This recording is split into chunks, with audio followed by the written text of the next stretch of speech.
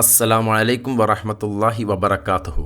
பரிசுத்தமான இஸ்லாத்தின் அடையாளங்கள் எல்லா காலத்திலும் அற்புதமும் நம்பிக்கை இருக்கிறவர்க்கு விஸ்வாசவும் தான். நூற்றாண்டுகளுக்கு முன்பு பரிசுத்தமான குர்ஆனில் சொல்லியிருந்த நிறைய அற்புதமான சம்பவங்கள் கண்டெடுத்தது கொஞ்சம் வருடங்களுக்கு முன்பு தான்.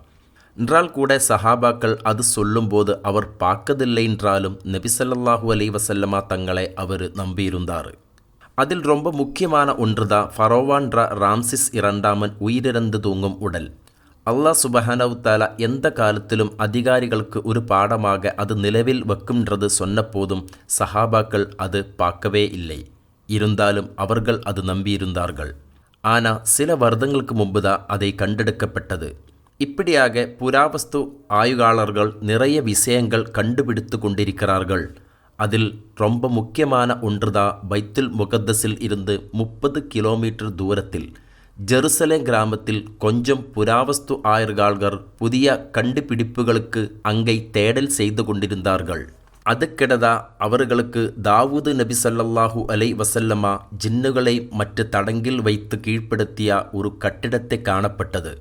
அதிக அற்புதமாக கருதப்படுகின்ற முறையில் அது அந்நியத்தை அடைந்திருந்தது. 1000 ஸ்கொயர் ஃபீட் தூரத்தில் தான் அந்த கட்டிடம் இருந்தார்கள்.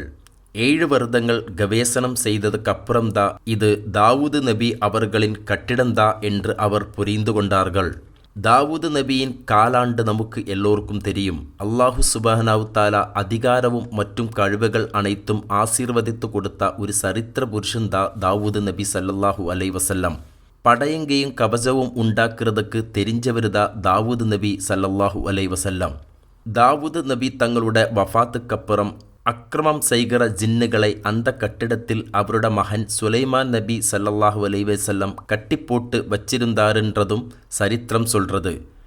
இந்த மாதிரி குர்ஆன் சொன்ன நிறைய அற்புதங்கள் மறுபடியும் மனிதனுக்கு பார்க்க முடியுன்றதுக்கு எந்த விதமான சந்தேகமும் இல்லை.